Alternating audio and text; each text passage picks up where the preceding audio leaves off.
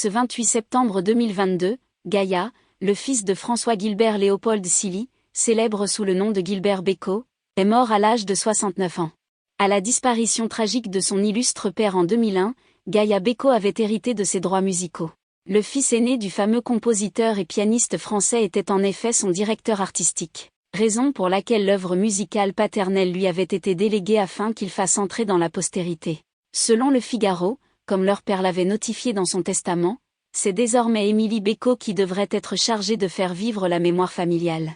Une succession naturelle à laquelle personne ne s'est opposé pour l'instant. En 2021, à l'occasion des 20 ans de l'anniversaire de la mort de celui dont Mène Dalida a repris le titre iconique « Je reviens te chercher », sa fille confiait que tout avait toujours été prévu ainsi.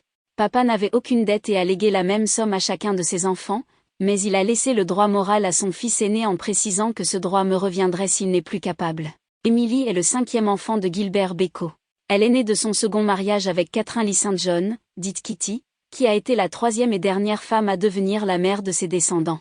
Une veuve, qui avait d'ailleurs contesté le testament du défunt. Kitty arguait notamment qu'il avait été écrit 20 ans plus tôt.